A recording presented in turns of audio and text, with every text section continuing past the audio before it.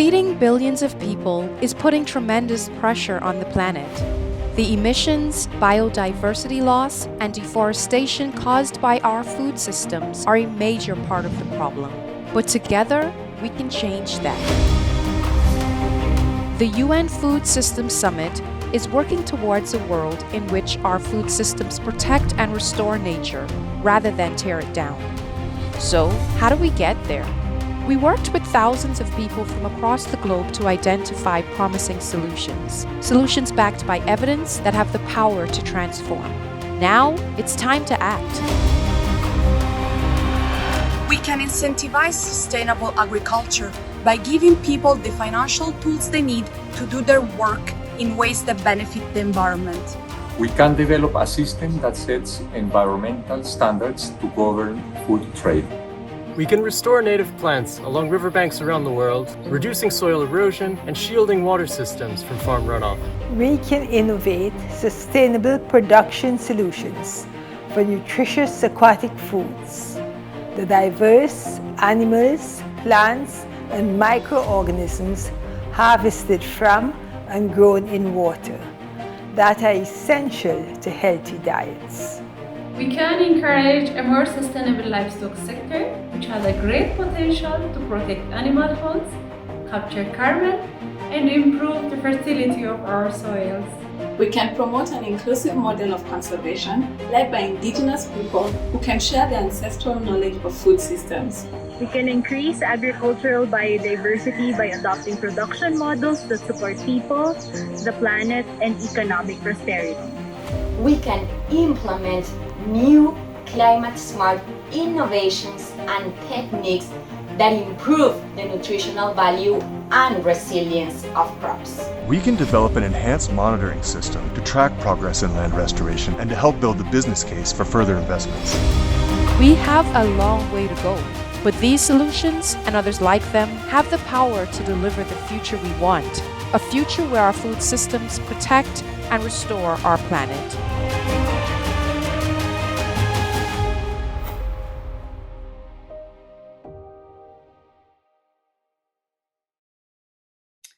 Good morning, good afternoon, good evening, wherever you are, and a warm welcome to all our participants and panelists to this session. My name is Dr. Susan Chomba. I'm the Director of Vital Landscape at World Resources Institute Africa Office, and I co-lead one of the solution clusters on innovation for nature-positive production. I share this role with my colleagues, Danush Danesh and Ismail Shunga. I'm also a UN high-level ambassador for the Race to Zero and Race to Resilience. The Race to Zero and Race to Resilience are a global campaign led by the UN high-level champions for the COP, really looking at, especially the Race to Zero is looking at achieving carbon neutrality by 2050, whereas the Race to Resilience aims to build the resilience of at least 4 billion people by 2030 in pursuit of a world that is more resilient, where we don't just survive climate shocks and stresses, but thrive in spite of them. So today's topic is really, we are going to look at how to drive global action that transforms agricultural innovation. This event brings different strands of the innovation work currently undertaken under UNFSS, including Action Track 3 Solution Cluster on Nature Positive Innovation, as well as the Innovation Lever, to explore agricultural innovations that provide transformative solutions across our food systems to meet the UN global goals. The event seeks to understand the level of investment, engagement, and collaboration that is needed for agricultural innovation for people, nature, and climate. It will be an opportunity to showcase existing initiatives that are creating momentum in this space, including AIM for Climate, the FAC Dialogues, and their 100 million farmers multi-stakeholder platform. This event will indeed be a great stepping stone for the global climate on transforming agriculture innovation for people, nature, and climate, which will culminate with the launch of a global action agenda at COP26. Now, the objectives of the event, first of all, is to understand the opportunities to foster innovation in agriculture to transition towards net zero, nature positive, and water efficient food systems by 2030. Second, to identify existing barriers to scaling as well as potential pathways to overcome them so that we can successfully deploy innovations at scale. And third is to share best practices and examples of innovations, initiatives, and programs that have the potential to shift the dial on innovation in the upcoming years. Last but not least is to raise the ambition for a global action agenda on transforming agriculture innovation for people, nature, and climate, linking the UN Food Systems Summit and COP26. The session will combine high-level speakers, some of them in recorded videos, a panel discussion, as well as Q&A session. Please remember as our participants to type your questions in the Q&A box, and I'll post some of those to the panelists. So to our first speaker, we are going to have Danush Dinesh, who is the Head of Partnerships and Outreach at CCAFS, who is also the Innovation Lead for Action Track 3, Knowledge and Technology Lead and for the Innovation Lever of Change, as well as the core lead for transformation through innovation for nature positive production. So to set the stage, Danush, please take the mic. Thank you, Susan, for that kind introduction. I'm just going to try and share my screen now. But I also wanted to thank the participants. It's a really good turnout. I realized there are so many sessions at the Food Systems Summit, and thank you for choosing this one. And I hope you'll find this interesting. So I hope my screen is visible now. And the purpose of this session, as Susan outlined, is we are all here at the Food Systems Pre-Summit because we all believe that there is a need to transform food systems. There are some real fundamental issues that need to be resolved, including, as Susan referred to, that ambition to move towards nature-positive production systems. And there are many ways in which we can do this. And here in this session and the work that we're doing together with others, Susan, Ishmael, and others, is really focused on the role that innovation can play. And what we want to articulate is how can we drive that global action that transforms innovation so that innovation can deliver this change and transformation. So that's what we will focus on. And my slides are really brief, as which I would like to hear from the panelists and the speakers. And it's really trying to join those dots that Susan referred to. So the work that we are doing within the action tracks of the Food Systems Summit, within the innovation lever, and indeed to COP26. So I wanted to start with the work that Susan referred to, which is the work under Action Track 3, which is boosting nature positive production at scale. We have a solutions cluster with Susan, me, and Ishmael are co-leading, and this is focused on transformation through innovation. So how can we achieve that vision of nature positive production through innovation? And you can just look at this image, this graphic on the slide, and this gives a sense of that vision, that what we're trying to achieve. And it's got several components. So one component of that innovation vision is what are those technologies and practices which can help us get to nature positive production, and how do we get them to scale? The second is really looking at knowledge, and knowledge coming from science, knowledge coming from indigenous sources. How can we harvest those knowledge systems which are relevant to nature positive production? The innovations related to policy and governance for data and digital solutions. How can we really pick out all these innovations? And we've done a screening through the game-changing solutions process and bring them all together to advance this vision. And when we say bringing everything together, we're also referring to bringing that UN Food Systems Summit agenda together with the COP26 agenda. So that's what we're trying to do in the cluster.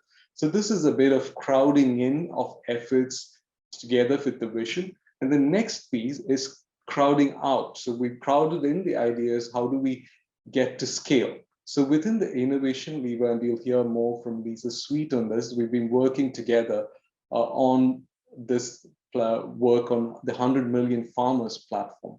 So the question here is, we have all these ideas around innovation. How can we get it to scale within this decade and reach positive tipping points? So we believe that by reaching 100 million farmers with net zero nature positive production, we can really shift the dial and reach a positive tipping point.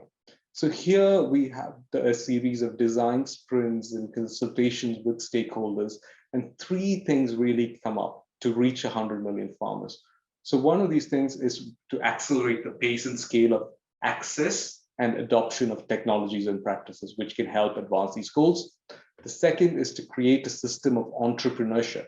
To reach 100 million farmers, how can we empower 10,000 entrepreneurs to achieve that goal? The final piece is around unleashing finance. And, like we have a finance lever, we have a lot of interesting work going on in finance. But one thing we find is that there is a lock-in which can be unlocked through the use of knowledge and technology. So, reducing monitoring costs, for example, what is the role that knowledge and technological innovation can play to unlock those lock-ins around finance? So this is the work which is coming out from the innovation lever of the summit, and which can really help us deliver that vision at scale. And it's quite closely linked to the action tracks work. So we are really joining up efforts through this solution cluster, nature positive innovation, but also clusters on monitoring, as well as the global soils hub. So this is what we're doing in the Food Systems Summit context. And the next slide, which you can see now, is how do we join all these dots up? And as Susan mentioned, we have this work going on under COP26 as well, with the campaign on transforming agricultural innovation for people, nature, and climate, which will produce a global action agenda, which will be launched at COP26. So there is an opportunity for us to use this global action agenda to bring together these efforts. And as you can see from this graphic, it's sort of connecting the ideas, the money, the policies, the communities together under the umbrella of the global action agenda.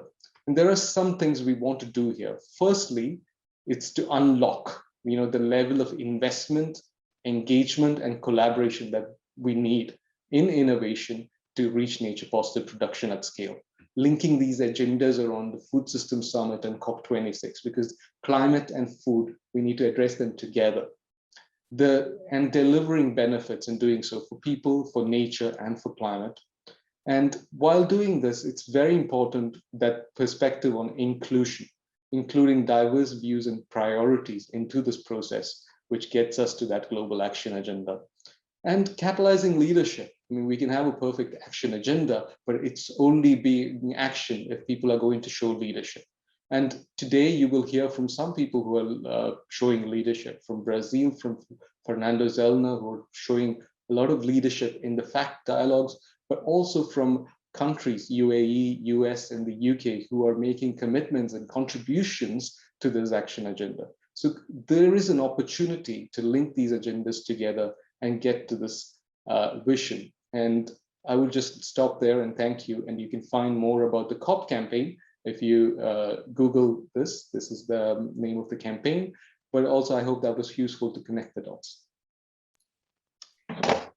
Thank you so much, Danush. And yes, we really, really want to connect these dots between solution clusters under the UN Food Systems Summit, the innovation lever, and any other work that is going on in terms of innovating for food system transformation.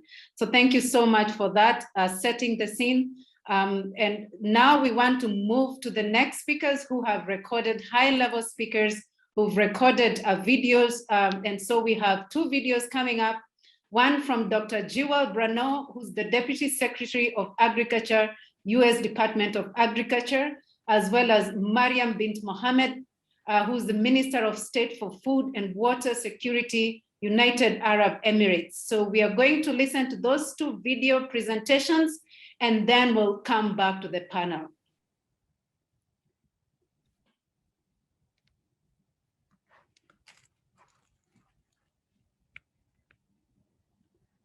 Greetings, I'm Jewel Brana, Deputy Secretary of the United States Department of Agriculture. It is my great pleasure and honor to represent the United States at the Pre-Summit Ministerial of the United Nations Food Systems Summit. The United States strongly supports the United Nations Food Systems Summit and the goals of ending hunger and malnutrition and building more sustainable, equitable, and resilient food systems. The summit is a valuable opportunity to focus the world's attention on these shared goals and to act with urgency for the health of the planet and the well-being of current and future generations. To make real and lasting improvements to our agriculture and food systems, it is imperative that we come together at the Food Systems Summit in support of science-based and data-driven decision-making and innovative solutions that are based on new scientific findings and methods, cutting-edge technologies, and sound ecological management approaches.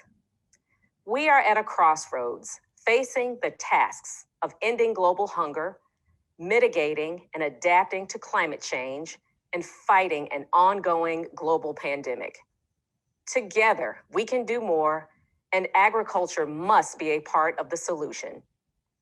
Ambitious investment in agricultural innovation, research, and development will create a surge of solutions that will enable us to sustainably increase agricultural productivity, improve livelihoods, conserve nature and biodiversity, strengthen water security, and adapt and build resilience to climate change, all while reducing greenhouse gas emissions and sequestering carbon.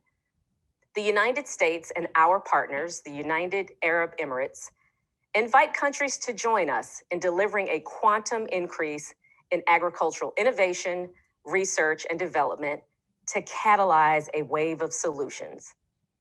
We seek to achieve this through the Agricultural Innovation Mission for Climate, or AIM for Climate, announced at President Biden's Leaders Summit on Climate in April, with the support of Australia, Brazil, Denmark, Israel, Singapore, and Uruguay, and the endorsement of the COP26 presidency. AIM for Climate will help raise global ambition and accelerate transformative climate action in all countries.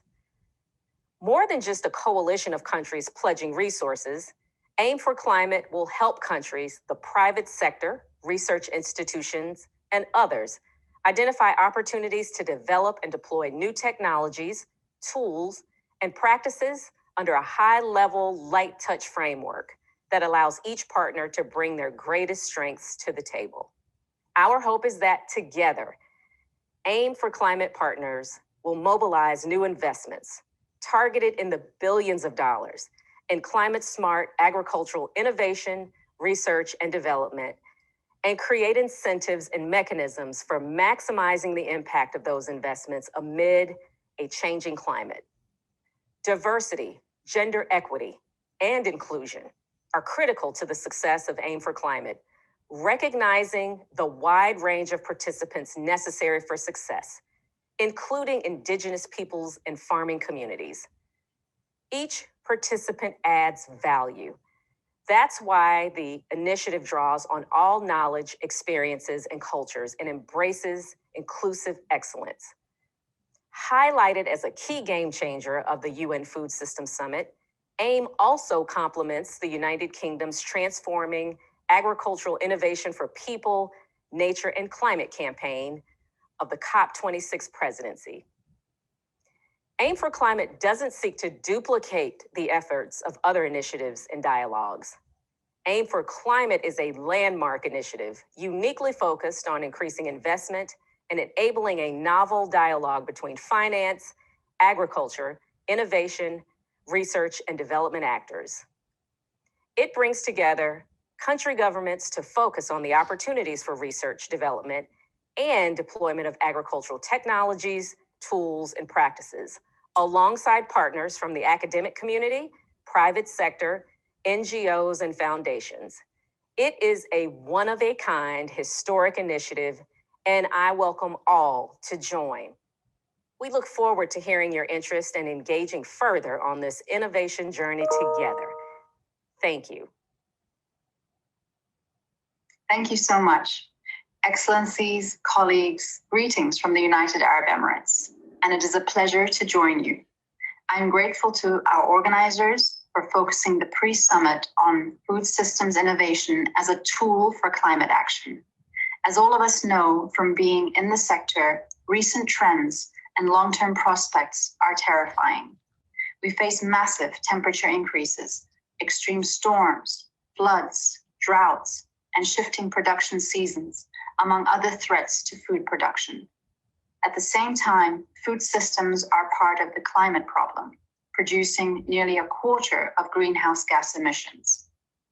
We need a mix of breakthroughs and dramatic efficiency gains, and we need them fast. The UAE is proud that its investments in innovation have contributed to the renewable energy cost miracle for the energy sector, and we are aiming for the same impact in the food sector. The UAE is therefore honored to be developing the Agriculture Innovation Mission for Climate with our partners, Australia, Brazil, Denmark, Israel, Singapore, and Uruguay, and of course, my co-panelists today, the United States of America and the United Kingdom. A number of countries are also announcing their membership here in Rome. This new initiative will significantly increase investment in food systems innovation by 2025, with the objectives to reduce greenhouse gas emissions, help countries and farmers cope with the severe impacts of climate change, and create new jobs and economic growth. Aim for Climate will also be a vehicle for coordinating on innovation priorities using the vast networks of our non-government and civil society partners. We welcome the participation of new countries that are committed to investing in the future of food production. From the UAE side, we will be rapidly scaling up our domestic innovation capacity as well. We notably launched the Foodtech Valley in May, with a goal to triple our local food production through ultra-low resource inputs and leveraging the UAE's abundant, low-cost renewable energy. Foodtech Valley acts as a regional nucleus with research and development facilities, an innovation center, a smart food logistics hub, and areas for vertical farming. Innovation, however, must be a force for good, and I would like to highlight 3 guiding principles. First, innovation should benefit all food actors rather than deepen technological divides between and within countries. Engagement with farmers in the development process and a focus on how innovation is applied in the field are critical. Similarly, food innovation needs to be a nature positive. Fighting climate change while undermining biodiversity is a contradiction. And the global goal to conserve at least 30% of the land and 30% of the sea by 2030 must be at the forefront of our minds. Last but not least, gender equality and youth empowerment must be explicit goals. In the UAE, we are proud that more than half of our STEM graduates are women. We have equal pay for equal work laws and gender balance quotas, and that we have the formal structure of youth councils to advise policymakers.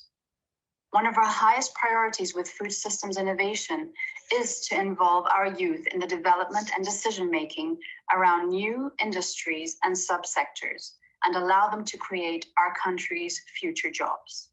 I look forward to working with you all on raising the ambition level for innovation at the summit and on ensuring that innovation allows us to deliver on the SDGs and the Paris Agreement. Thank you. Well, welcome participants. That was brilliant, fantastic video presentations there from Dr. Jewel and the Minister for Agriculture in UAE. And I think what's really struck me from both of those videos is really the 2 key initiatives. I did take note of the AIM, that's Agriculture Innovation Mission, and as well as the Foodtech Valley, which seems to be similar to Silicon Valley, but now we are talking about Foodtech Valley in UAE, which is extremely inspiring to see these kind of initiatives being launched, and really looking forward to hearing more from our panelists. So we now turn to the panel discussion, and I'd like to welcome our 3 key panelists today. We have Lisa Sweet, who's the head of Future Protein, COVID Response and Food Health, Food Systems Initiative World Economic Forum, as well as knowledge and technology lead for the innovation lever of change under the UN Food Systems Summit. We also have Fernando Brazil, Special Advisor, Minister of Agriculture, Livestock and Food Supply in Brazil. And last but not least, we have Ishmael Sunga, Chief Executive Officer, South African Confederation of Agriculture Unions, SACAU, as well as I mentioned in the beginning, one of my colleagues on the transformation through innovation for nature positive production solution cluster. So our panelists, we are really, really grateful to have you here today. And let me start with you, Lisa. You are co-leading the Knowledge and Technology Working Group as part of the Innovation Lever of Change. So what has the group come up with? And how can this contribute to efforts to transform agriculture innovation? So Lisa, please. Thank you so much, Susan. It's really a true pleasure to be here talking with everybody today. And I'm really thrilled and excited about this topic and the passion that's being brought to knowledge and technology and how do we innovate for that. So for the Innovation for Lever for Change, we really focused on looking at some of the game changers that were coming through from the action tracks from the game changer submissions and what was needed in the broader space. And for the Knowledge and Technology Working Group of the Innovation Lever, we specifically focused on Action Track 3, which is how we landed around the efforts to transform and transition 100 million farmers towards net zero nature positive practices. So the initiative is one that is a global platform with global ambitions. How do we catalyze that scalable global transition that aims to incentivize 100 million farmers to adapt practices which are regenerative, which are climate smart, which speak to all the challenges that our speakers before have spoken of, while also empowering the consumers along the way with the visibility and understanding and access to these products. And the global platform really translates into action at the regional space. And so that's the space that we're really looking to build out now and working on developing. So Danush gave you a quick overview of the 3 areas where the Innovation Lever's Knowledge and Technology Working Group really landed around what could help to scale that. What are the pieces that are needed that can be brought forward that will really help to leverage knowledge and technology, pick up to drive them, to call stakeholders to action, to the key and critical pieces that are needed. And that's where we landed on those 3 areas.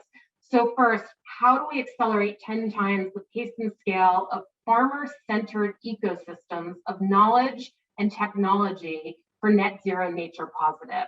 And for this, the group is really proposing to support farmer-led exchange platforms, a concept that actually has come up a number of times in the summit so far, including from one of the young farmer leaders that works with the World Farmers Organization yesterday, really tapping into how critical this space is for farmers to transition their knowledge from one to another, share that, and be able to augment that with additional knowledge and resources and technology. Second is around developing the trusted collaboration frameworks for this to happen. For entrepreneurs, there's a call to action to empower 10,000 entrepreneurs for 100 million farmers. And here we can do this by opening the funnel to entrepreneurs for net zero nature positive practices and tools and technologies and ecosystems, and then maintaining that funnel through looking at finance in a different way to support the particular needs of this ecosystem of entrepreneurs. And finally, on the finance, how do we unleash that finance? How do we bring the unbankables and make them bankable? This can really be done by leveraging the connection between finance and data. And so how can we look to create the ecosystem that unlocks the investor confidence by defining the KPIs that matter, that can be measured using a range of technologies from the most sophisticated to the least sophisticated? How do we leverage AI to bring that bigger math equation to play, to understand and monitor at lower cost, at greater access, at a way that doesn't create a huge burden for the smallholder farmer who is already so burdened with so many choices and so many decisions and so many restraints? And how do we design critically to make sure these finance ecosystems really work to support the most vulnerable, least connected farmers? Thank you so much, Lisa. I think there were excellent takeaways from the summary you've given us from the innovation lever and the 100 Million Farmers Initiative. I can see there are lots of questions coming in the Q&A sessions, and especially on 100 million farmers. So I'll hold on to that, and first of all, just move to our second panelist, Fernando. And for you, Fernando Brazil is co-chairing the Research, Development and Innovation Group of the FAC Dialogues. In this perspective, what are some of the key priorities emerging that can inform global efforts to transform agriculture innovation?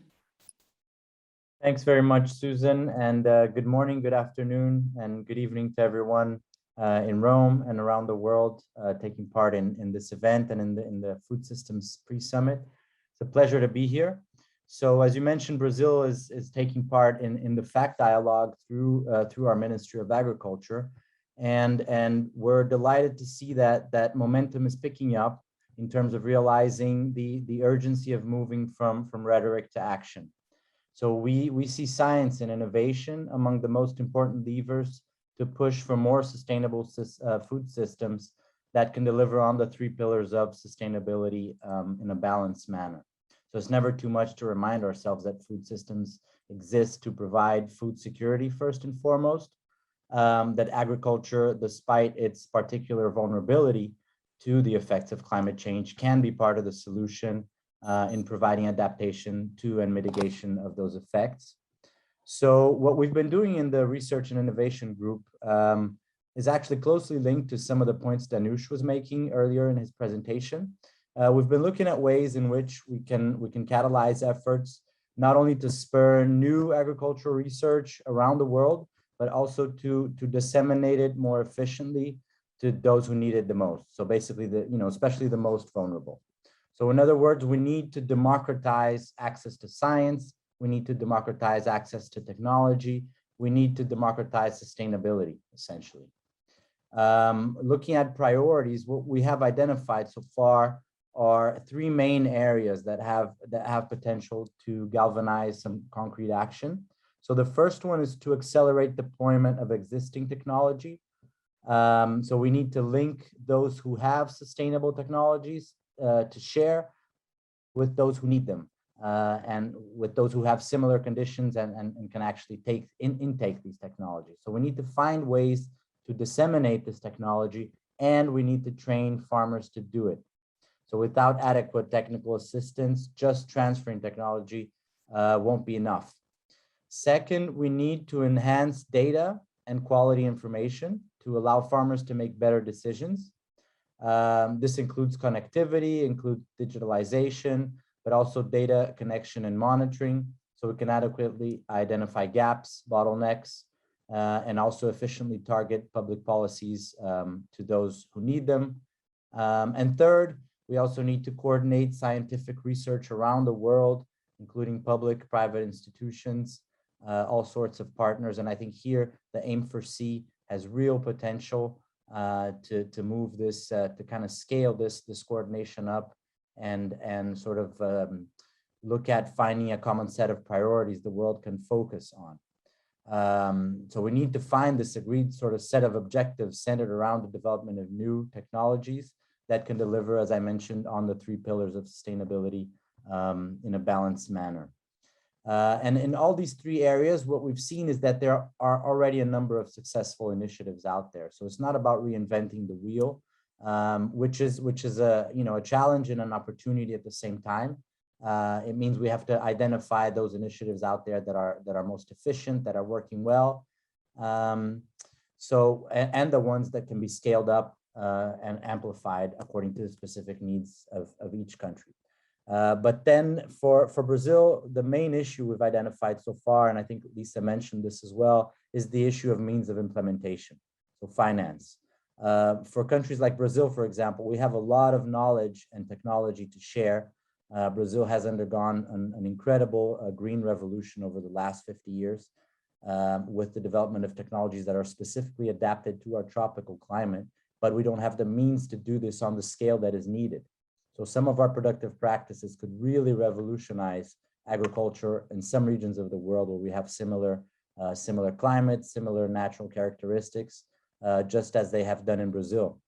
So what we need, and we've heard this a lot over the last couple of days from a number of speakers at the summit, is the finance. And it has to come basically from industrialized, from developed countries who have to live up to their historic responsibility and walk the talk and put the money on the table. We heard this from some very prominent speakers yesterday in the opening plenaries, and we continue to see this today in some of the side events. So we won't get to the system change we're looking for at the scale and speed we need unless we substantially increase financing for sustainable development. So we're really hoping the pre-summit will help to make this point very clear, will help to galvanize concrete action as we move to some of the other important events this year, like the COP26, as Danush has mentioned. And we're excited, we're really hopeful. And I'm glad to see that we have participants from so many countries here who can take up this message. Thank you. Brilliant. Thank you so much, Fernando. And so Ishmael, really, I want to come back to you in terms of what really do you see, sorry, just a moment here, Ishmael. Sorry, I got sidetracked with the discussion on Fernando. But Ishmael, you are co-leading the work on nature positive innovation as part of Action Track 3. How do you see this work supporting farmers in Africa in the face of socioeconomic challenges? And perhaps, Ishmael, also because you're going to wrap up this panel discussion before we move to Q&A, I would also, appreciate to hear your reflections based on the other panelists, the key discussions, the key points they've raised there in terms of engaging 100 million farmers. So over to you, Ishmael.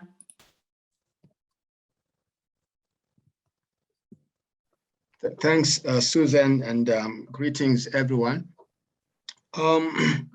Obviously, always speaking from the farmer's perspective on issues. We tend to have sometimes not so different, sometimes different perspectives when we speak about innovation, because I think a fundamental point that I need to start with is that you really need to ensure that there's alignment between the critical needs and desires and aspirations of farmers with where innovation is headed towards. If you don't have a good match, innovation could really become a runaway horse and go in its own direction, very excited, and yet running away from the real issues that the farmers are confronted with. And if I really take that point a little bit further and say that issues that farmers are confronted with are very clear. They're issues of governance of the value chains. The issues of what Fernando described as a democratization of access to key resources, including talent, including finance, and also basic access to backbone infrastructure, such as health facilities, communication, roads, bridges, just basic things to guarantee human dignity. And also that they are facing challenges around the balance of power among us all the different actors in our value chains or in the ecosystems. So that's one critical piece, which is very strategic. And if that piece is not really addressed, innovatively or otherwise, nothing is going to change. The question becomes, is innovation going in that direction? And I don't want to answer the question, but sometimes you don't get a sense that there is that coming together. What really would want to see through this is to really engineer a food systems that is going to address issues of equity, of fairness, of access to all different resources, and also begin to broaden, as we have done in the work that we are all co-leading, to broaden the understanding of what innovation is. It's not only about science and technology. It's about institutions. It's about processes. It's about even society itself. And it's about policy. It's about digital technology. And in many ways, if you look at digital technology as an example, to me, that is one of the greatest assets that we have that can engineer change at scale and can really do that at speed. And can also do that at the lowest cost. And what more do you want? It is also very amenable and attractive to a new generation of producers. Why am I saying so in terms of nature positive production? Until you get partnerships going, partnerships that are equal partnerships, that does not see farmers and other ecosystem players as clients or as beneficiaries, we are not going to go anywhere. They need to sit as partners and get off those things about beneficiary or client so that their voices are standing a good chance of actually coming to bear with the issues at hand. Then final point perhaps is that we tend to forget that farmers are innovators in their own right. And it's not necessarily about playing around gadgets, not necessarily about technology in terms of equipment. It's about their thinking, their knowledge, and the system that they use can actually be co-created with the modern scientific knowledge that we have. And really, once we do that, I really see that nature positive production can actually be driven not only by the farmers who are very close to the point of action, but it is the entire system that needs to drive it. And it is the entire system that needs to benefit. And finally, it is the entire system that needs to bear the cost. Over to you. Thank you so much, Ishmael. Powerful, powerful reflections there from the three panelists. Now, I know we are running short of time in terms of the Q&A, but I still want to pick a few questions. And this goes to you, Lisa, from Gopal. What is the direct action plan for empowering 100 million farmers for the net zero agenda? So the direct action plan actually has to do a lot with what Ishmael was speaking of, around creating coalitions, bringing farmers in as partners, understanding their needs, understanding their challenges, understanding the roadblocks, and co-creating the solution. It also speaks to what Fernando spoke of earlier around not reinventing the wheel. We're not necessarily looking to crowd in a ton of new technologies to, not looking to start a ton of new technologies, not looking to start a ton of new systems. We're looking to crowd in what already exists, play the role as that connector to really help to reach the scale, the ambition, the impact that's necessary at the regional level, at the country level, where the impact is needed. Great, thank you so much. So this question, I'm going to leave it either to Fernando or to Ishmael, but it's from Ana Di Palma, who asked, given that less than 1/10 of global investment in agriculture goes towards research and innovation, what level of public commitment is needed to deliver on our ambitions? Fernando, maybe you could take it, and then we'll have Ishmael's reflections on that. Thanks, Susan. Excellent question and great conversation. I'll be very brief so that Ishmael can also reply. I really want to hear what he has to say. I would say political will. That's what we need. We know the answers, as Lisa has mentioned. We're not coming up with with miracle solutions out of the blue. The answers are out there. We know what has to be done. We have to listen to farmers. We have to spread technology. We have to link people together, and we have to have common objectives. But for this, we need a political will, and it's not only coming from the public sector, but also from the private sector. The private sector has to realize that they have a big stake in sustainability. So political will coming from the public and private sector. Thanks.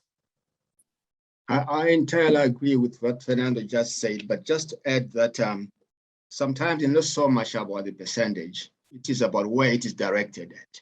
If we use the same 10% to do the right targeting and the right focus, we are going to have a much bigger bang than the 10% that we're currently having. I think consciously we should go through self-reflection about, are we really investing in change, or we're doing things that are interesting?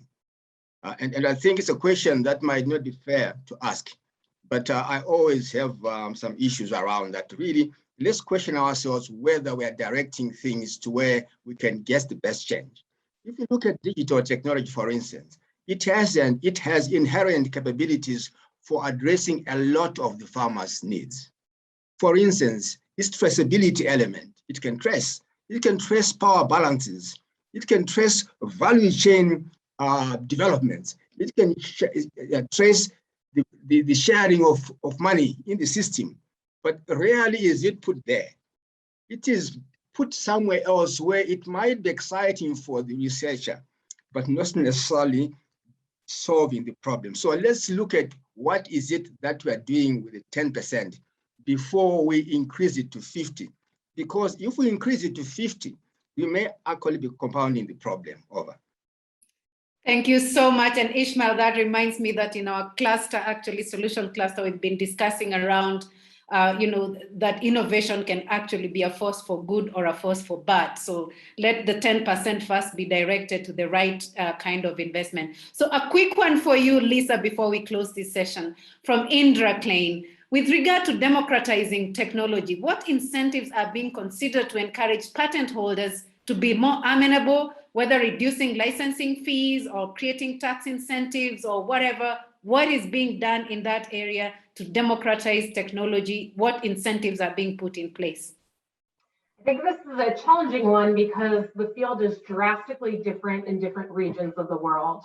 And so it's a hard one to answer at a holistic level, but I think the key focus here is actually really understanding who the data is valuable for and why, and who's contributing and what they are getting in return for that data.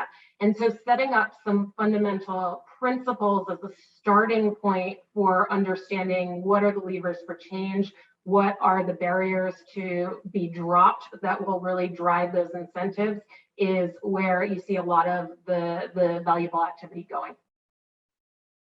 Thank you so much, Lisa. I think I have half a minute for you, Fernando. How can we address the financing gap you discussed? Half a minute. Need to pay. Polluters need to pay. Climate change was not caused by agriculture. We need those historically responsible for the current state of the planet to own up to their responsibility and put the money on the table. Great. So I wish I had time. I have a lot of questions to follow up, but as the moderator, I have to be disciplined more than anybody else. And so I want to thank our wonderful panelists. That was a brilliant, fiery session. We are now going really to the last session, which is a video from the UK. Just a second here. But thank you so much, our panelists. That was extremely well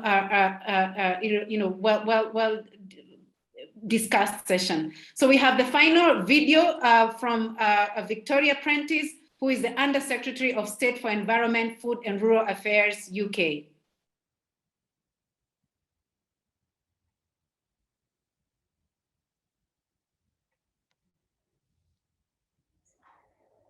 I'm Victoria Prentice, Minister for Farming, Fisheries and Food in the UK. I'm delighted to join you virtually at this UN Food Systems Summit.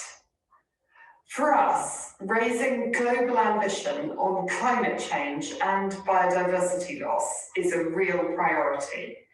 We want to adapt and build resilience to reduce emissions and to strengthen collaboration and support for developing countries. We cannot achieve our ambitions without increased investment in agricultural innovation, research and development to develop practical solutions. We need a real shift in how we invest in innovation. This means targeting the greatest challenges for agriculture.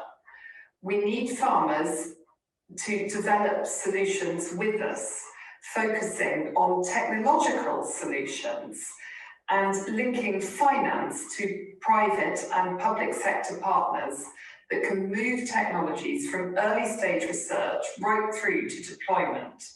In England, for example, farmer-led innovation is key to developing our farming innovation programme.